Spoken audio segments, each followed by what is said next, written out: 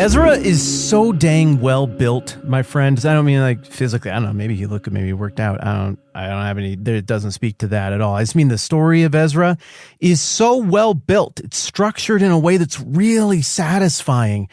And we've talked in the other conversations you and I have had before about story structure and plot structure in movies. And usually if the structure of a story is just great, you don't even notice it because everything gets paid off when it should. The characters encounter tension when they should. You got a 2-hour movie and everything moves at the right pace. You don't know. You just get done. You're like, that was great. It was so satisfying. Perfect plot structure movies would be like Toy Story 3, The Incredibles. I guess those are both animated Pixar. Let's go with something that's physical, real world. What's the one with Clint Eastwood that was just great in Detroit? Gran Torino. That is a perfectly built plot structure. Everything pays off when it ought to pay off. The tensions show up when they ought to show up. Look, I've been sitting here poring over the book of Ezra a whole bunch the last week. It's the prequel to Nehemiah. We got to get a good sense of what's going on in this book to appreciate what we're about to spend a lot of time on, which is Nehemiah. They really are not, it's not even a prequel. They're really the same book, effectively. And as I've been sitting here looking at it, the first half of Ezra, which is the story of the rebuilding of the temple, is super, super satisfying to a modern brain because the plot it just rolls along the way you and I would expect a plot to work. It is effectively a 3-act structure story that has a prologue. You know what I mean by prologue, right? There's some movies that follow the obvious motion picture 3-act structure, but you get a prologue at the beginning that doesn't really count as an act. It's like a little bonus thing to tee everybody up. In the Star Wars movies, it's just the title crawl. In Willow, I don't know, I always reference that movie because it's awful when I look at it now, but it was great when I was a kid. It's got the, shrouded in mist and mystery and pan flutes and prophecies and there's a baby, it's a chosen one. And you get all of that stuff to set things up before you get rolling into Act 1. Ezra gives us that. Chapter 1 of the book of Ezra is all about the backstory. They were in exile and they looked hopeless, and this is about a people who are losing touch with who they are and their purpose, their very important purpose in the world. But there was a prophecy. And it feels like this whole thing would be done with that kind of voice, but better than I can do it. And the prophesied one shows up. It's Cyrus the Great, and he issues an edict, and that is our initiating event for the book of Ezra.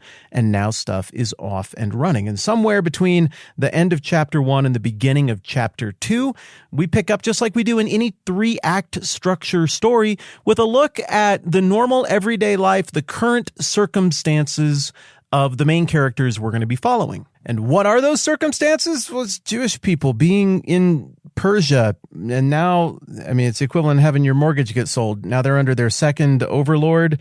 It's the Persians. It's new. They don't really know how that's going to work out, but they got like businesses and lives there and stuff. And the priests are still training to be priests, even though they don't have anywhere to do priestly things. And then the edict comes down, and that serves in the 3-act movie structure as the call to adventure.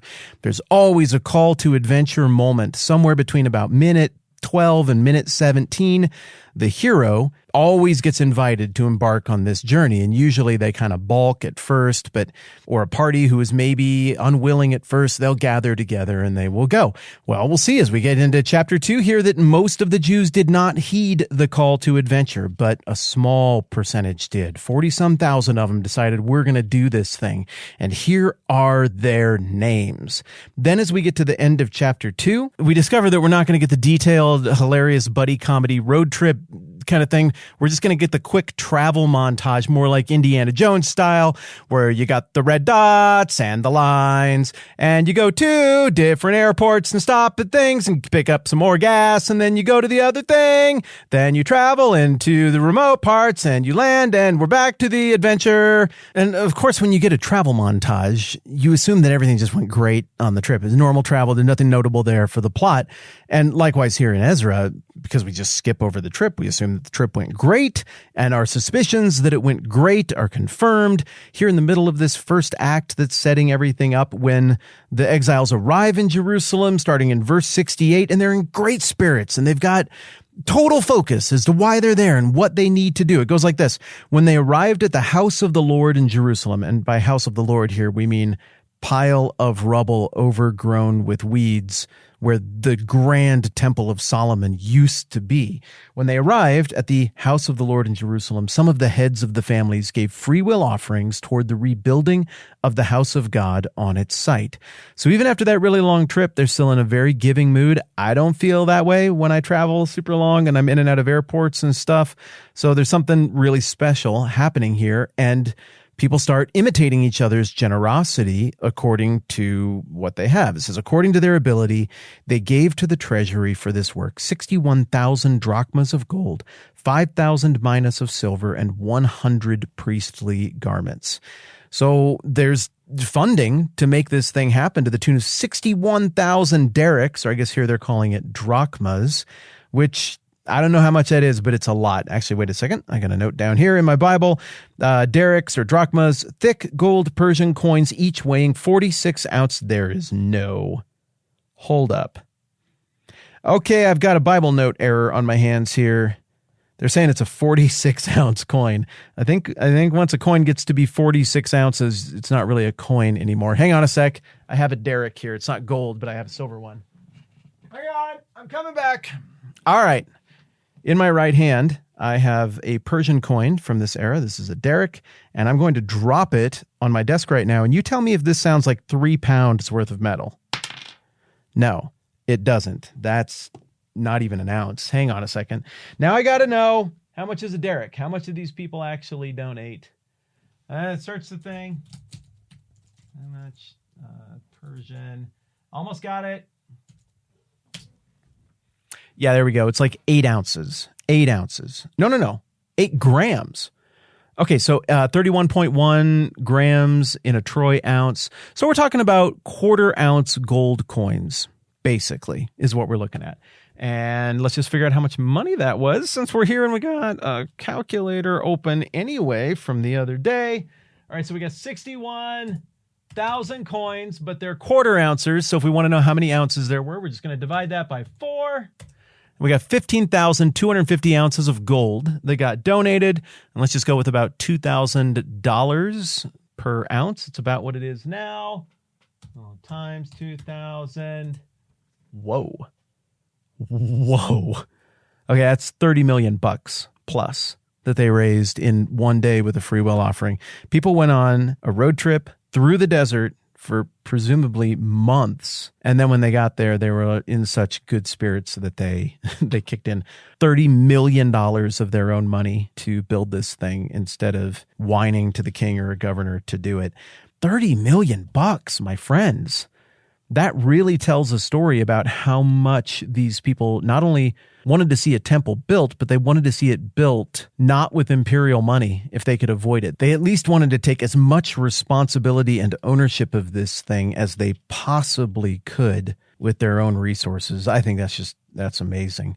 But so at this point in our 3-act structure, we haven't really run into any trouble yet. There's no human opposition. This is more of a man versus nature tension in this plot. You have entropy. You just have land and some rocks there, and you're trying to build a big, beautiful thing. That's your challenge. The bad guy is nature, and you have to overcome just the raw difficulty of trying to build something amazing. And that's not just a physical thing in terms of building the temple, but it's also, we discover here and through the rest of Ezra and Nehemiah, that we're also trying to rebuild a people. We're also trying to rebuild a functioning daily rhythm of a relationship between these people and God. And the one is kind of a metaphor for the other, because this is fantastic writing. There's going to be multiple layers of meaning.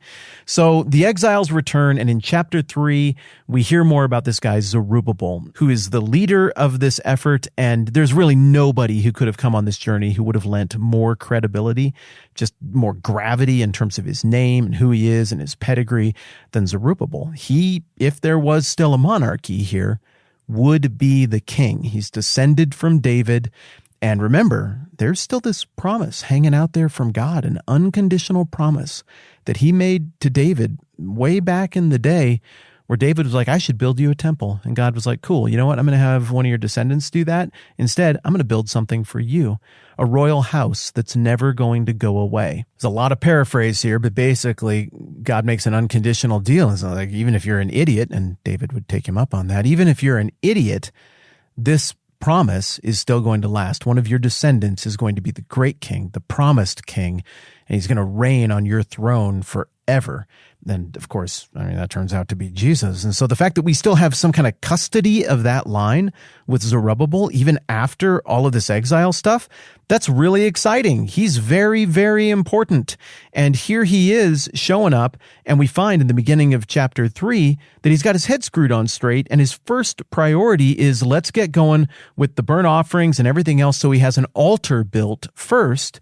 And then they celebrate a whole bunch of the sacrifices, the Feast of Tabernacles, a whole bunch of offerings, the new moon sacrifices, and they do all of that in basically the same order that Solomon did back in 1 Kings when he was fixing to have his temple built and dedicated and everything there. So they're trying to tap into that stuff from the past and right things that went wrong in the 500 years between the building of the old temple and the attempt to build this new temple now. And then it says in verse 6 of Ezra 3, big moment right here. On the first day of the 7th month, they began to offer burnt offerings to the Lord, though the foundation of the Lord's temple had not yet been laid. And then the very next thing that happens right after that, verse 7, they gave money to the masons, the carpenters, they gave food and drink and oil to the people of Sidon and Tyre so that they would bring cedar logs by sea from Lebanon to Joppa, as authorized by Cyrus, king of Persia.